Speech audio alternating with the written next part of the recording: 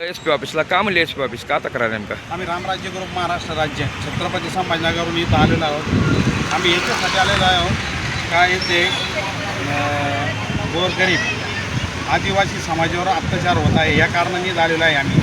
तर एक आदिवासीचं एक कुटुंब राहतं आहे, त्या गावामध्ये एकच कुटुंब आहे। त्या कुटुंबाने 2 एकर शेती घेतली, ती शेती राहतात। तिथं सुदाम शिंदे नावाचा व्यक्ती आहे मराठी समाजाचा, आणि तो मराठी समाजाचा व्यक्ती तो दारू विकतो, 2 नंबरचे धंदे करतो। याचे पोलिसांनी संघ लागेबांधे आहे। त्याचं नाव काय आहे? सुशील कोळेकर म्हणून पोलीस आहे, सुशील कोळेकर हा त्या सुदाम शिंदे त्यांच्याकडून हत्येविरुद्ध खात असल्या कारणाने हा गरीब कुटुंबावर ते अत्याचार करतात। यांना हाणमार झाली, कोणताही गुन्हा घेतला नाही, यांना दवाखान्यात पाठवलं, पुढं फॉलोअप घेतलेलं नाही। आता रामराज्य ग्रुप आता पूर्णपणे ह्या कुटुंबाच्या पाठीमागे उभं राहिलेली। त्यांनी जर लवकरात लवकर SP साहेबांना मॅडमला भेटलो आहे आम्ही, त्यांनी जर लवकरात लवकर कोळेकर साहेबांवर जर कारवाई केली नाही तर पूर्ण महाराष्ट्र राज्यातले लोक आम्ही महाराष्ट्र राज्य रामराज्य ग्रुप ह्या SP ऑफिससमोर धाराशिवला येऊन उपोषणाला बसणार आहे।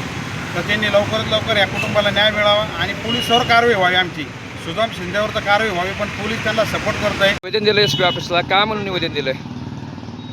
जयजमा बाबूशा पवार राहणार जवळा। आम्ही शेती घेतली, ते शेतीत आमचा ऊस होता घेतल्यावर आम्ही लावला।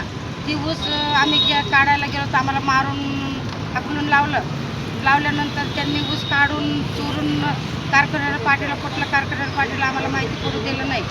पुन्हा आम्ही तिथं आमचं तसं चोरून न्यायला लागल्यावर आम्ही घर घालून आम्ही तिथं राहायला गेलो तर आम्हाला येऊन मारहाण करून राहिलं सुदाम शिंदे राहणार मानकिशोर। एवढी आमच्यावर अति चालली। आमचा निर्णय केला नाही तर आम्ही कलेक्टर ऑफिसला येऊन उपोषण काढणार, आमचा न्याय करावा। मनीषा प्रकाश चव्हाण, भांडगाव शिवारामध्ये जमीन आहे।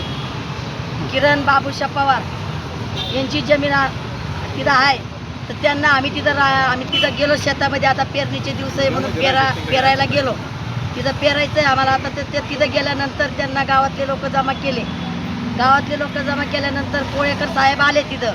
कोळेकर साहेब आल्यानंतर त्यांना दमदाटी द्यायचा प्रयत्न केला आम्हाला।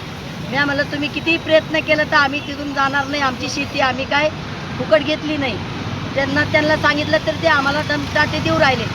त्यांना ते येऊन गेल्यानंतर डबल आले, ते सगळी गावातली पब्लिक घेऊन आले डबल। मग डिपार्टमेंट सांगायला असतं का आम्ही मागासवर्गीय लोक असताना डिपार्टमेंट होऊन यांना साथ देऊ राहिलं गाववाल्याला। मग गाववाल्याला साथ दिल्यानंतर कोळेकर साहेब माझ्या अंगावर धावून आल्यानंतर मी चक्कर येऊन पडले खाली। मग पडल्यानंतर मला माहितीनंतर मागच्या ज्या बाया होत्या माझ्या मागं त्यांना बी ते दमदाटी देऊन गाववाल्या संगत सपोर्ट करू राहिले। कोण? डिपार्टमेंट।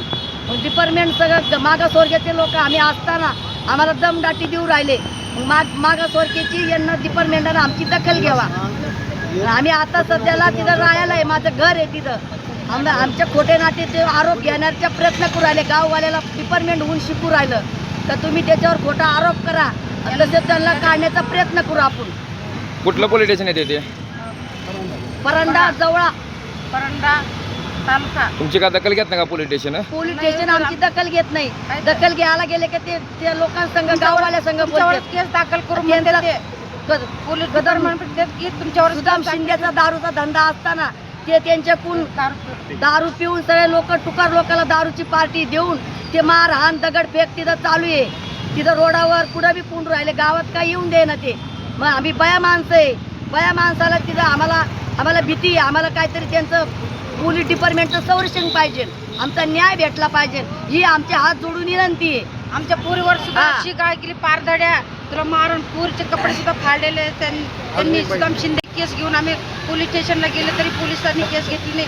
तुम्ही पोलीस केस केली तर तुमच्यावर चोरपाटी आम्ही केस करू म्हणून आम्हाला भिडून लावलं, आमच्यावर केस केली नाही त्यांनी। यांना तुम्ही काहीतरी यांच्यावर आरोप घ्या म्हणून यांचं घर काढल म्हणून त्यांनी उलपट त्यांना सपोर्ट करून राहिले ना। आमच्या आदिवासी आहे म्हणून आम्हाला कोणी सुद्धा सपोर्ट करून नाही राहिले। आमची 10 बोटाची विनंती आहे, तर तुम्ही आमचं दखल घ्यावा, नाहीतर आम्ही इथं कलेक्टर ऑफिसला येऊन उपोषण बसणार आहे।